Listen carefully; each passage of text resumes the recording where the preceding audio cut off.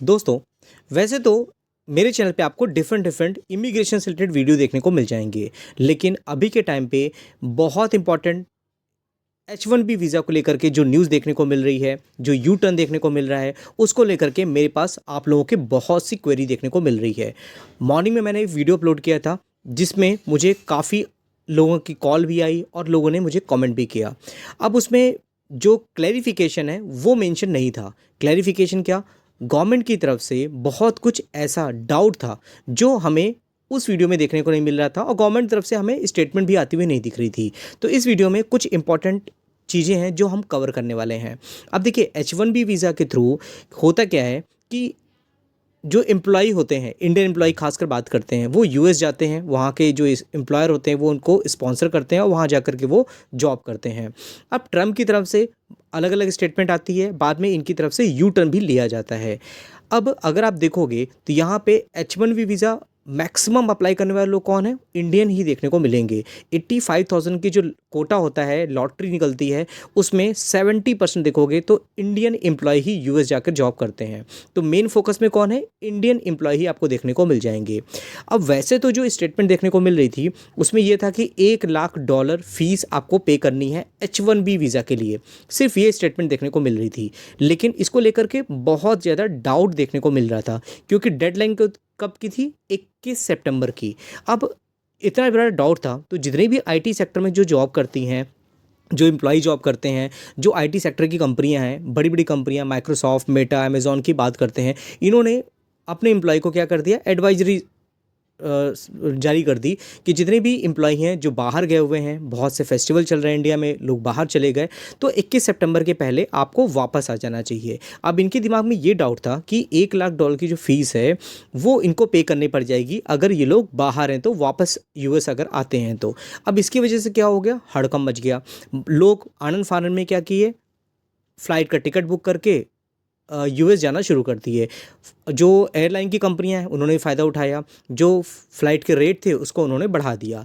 अब बढ़े हुए रेट पे भी लोगों ने बाई किया और टिकट बाई करके यूएस चले गए।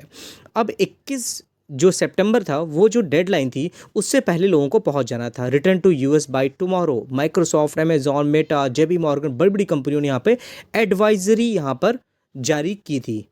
तो अब हुआ क्या? लोगों ने टिकट बुक किया, यूएस निकल भी गए, बहुत लोग ऑन द वे भी थे, और यहाँ पर जो डेडलाइन एंड होती हुई दिखी है 21 सितंबर को। अब 21 सितंबर डेडलाइन है, तो मैक्सिमम लोग तो वहाँ यूएस पहुँच ही गए होंगे। लेकिन हुआ क्या? ट्रम्प की तरफ से यू टर्न लिया गया।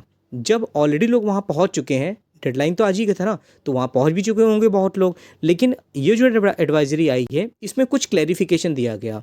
इसमें जो गलतफहमी थी वो दूर होती हुई दिखी। गलतफहमी क्या थी? तो बहुत लोगों का ये डाउट था कि क्या ये $1 लाख जो फीस है वो क्या हर साल पे करनी पड़ेगी? जो लोग ऑलरेडी वहाँ पे 3 साल का वीज़ा लगा हुआ है, उनको रिन्यूअल करना होगा, तो क्या उनको फ़ीस देनी पड़ेगी? जो ऑलरेडी H1 वीज़ा में हैं, क्या उनको भी पे करनी पड़ेगी? ये जो डाउट थे ना, वो कहीं न कहीं बहुत ज़्यादा प्रॉब्लम क्रिएट कर रहे थे। अब यहाँ पे उन्होंने कहा है कि $1 lakh fee does not apply to current H1B visa holder और रिन्यूअल। अगर आपके पास ऑलरेडी H1 वीज़ा है या आप रिन्यूअल कराने जा रहे हो, तो आपको ये $1 लाख की फ़ीस नहीं पे करनी। ये आपको क्लैरिटी आ गई है। इट्स नॉट एनुअल फीस, ये एनुअल फीस भी नहीं है। तो दो चीज़ें आपको क्लियर हो गई यहाँ पर। आपको ऑलरेडी आपके पास H1 वीज़ा है तो पे नहीं करना, रिन्यूअल करा रहे हो तो पे कर नहीं करना, साथ ही साथ आपको एनुअल फीस हर साल पे नहीं करना है। फ़ी वन टाइम, ये 1 साल की फ़ीस होगी, एक बार जब आप वहाँ जाओगे तो पे करनी होगी। अब जो नेक्स्ट ईयर जो लॉटरी सिस्टम होगा, मार्च में ये ओपन होगा, जो लोग फ्रेश अप्लाई करेंगे उनको $1 लाख पे करना पड़ेगा वन टाइम में। और ये चीज़ें हमें आज के दिन में क्लैरिफिकेशन देखने को मिला है। तो दोस्तों, अगर आप देखोगे H1B visa fee hike only for new petition not renewal, clarify white house. तो ये व्हाइट हाउस की तरफ से क्लैरिफाई करता हुआ दिख रहा है हमें। Trump admin 1 lakh H1B visa fee hike could hit US doctor hospitals. तो कहीं ना कहीं बहुत लोग ऐसे हैं, सिर्फ आईटी में नहीं, हॉस्पिटल्स में भी जॉब करते हैं, बड़े बड़े जो प्रोफेशनल्स होते हैं, जो डॉक्टर्स होते हैं, वो वहाँ पे स्पॉन्सर किए जाते हैं।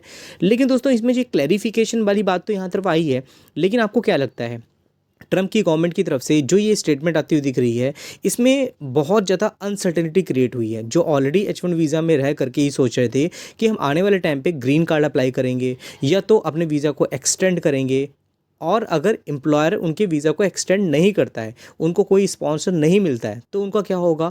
अगर कोई यहाँ से स्टेम बैकग्राउंड का आईटी प्रोफेशनल अगर जाना चाहता है H1 वीज़ा, तो उसको $1 लाख पे करना पड़ेगा। कोई स्पॉन्सर अगर करता है कंपनी को, क्या $1 लाख पे करेगी एम्प्लॉय के बिहाफ में? ये क्वेश्चन मार्क हमारे माइंड में कहीं ना कहीं आता है। तो कहीं ना कहीं अगर आप H1 वीज़ा में डिपेंडेंट हो और आप यूएस जाना चाहते हो, तो आपके लिए बहुत ज़्यादा डिफ़िकल्टीज भविष्य में आने वाली हैं। उससे अच्छा होता है कि आप चाहो तो कनाडा की परमानेंट रेजिडेंसी वीज़ा अप्लाई कर सकते हो। कॉस्टिंग बहुत ज़्यादा कम होती है। अगर $1 लाख की बात करोगे तो कनाडा की पीआर, पूरी पीआर अगर आप देखोगे तो मैक्सिमम गवर्नमेंट की फ़ीस होती हैं वो आपको $4,000, या तो अगर हम आईएनआर में बात करते हैं तो मैक्सिमम, अगर हम इंडियन रुपीज़ से कंपेयर करते हैं तो 2.5 से 3 लाख में आपका मैक्सिमम गवर्नमेंट की फ़ीस आपको पड़ती है वहाँ पर। तो कम पैसे में आपको किसी कंट्री की पीआर मिलती है, आपको सिटीजनशिप मिल जाती है कनाडा के आने वाले टाइम पे, तो आप कहीं ना कहीं यूएस भी आप एक अच्छा एंट्री गेट हो जाता है यूएस में जॉब करने के लिए, अगर आपके पास कनाडा की सिटीजनशिप होती है तो ये कुछ क्लेरिफिकेशन थी जो मुझे आपको देनी थी। कंक्लूजन ये होता है कि किसी भी एक वीज़ा में जो आपको परमानेंट रेजिडेंसी नहीं दे रहा है, उस पर आपको डिपेंडेंट नहीं होना होता। बहुत लोग ऐसे हैं जो H1 वीज़ा में वहाँ रह रहे होते हैं और सोचते हैं कि मैं कहीं और कंट्री में ऑप्शन ना रखूँ। तो कहीं ना कहीं आपके पास ए ऑप्शन होता है, तो बी प्लान आपको हमेशा रखना होता है। बी आपने प्लान नहीं रखा है तो कहीं ना आपको डिफ़िकल्टीज़ हो जाएगी। और वही लोग प्रॉब्लम में आ रहे हैं इस चीज़ को लेकर के, जो सिर्फ यूएस का ही अपना एक ड्रीम बना के रखे हुए हैं। उन्होंने प्लान बी को कभी भी इम्प्लीमेंट ही नहीं किया। तो आप सोचो समझो, अगर आपको लगता है कनाडा की परमानेंट रेजिडेंसी वीज़ा आपको अप्लाई करना चाहिए, तो नीचे दिए गए कॉन्टैक्ट नंबर में आप मुझे अपना डिटेल व्हाट्सएप कर सकते हो। मैं आपको असेसमेंट करने में, अप्लाई करने में, सारा कुछ अप्लाई करने से लेकर वीज़ा तक में आपकी हेल्प करने को आगे हेल्प करूंगा।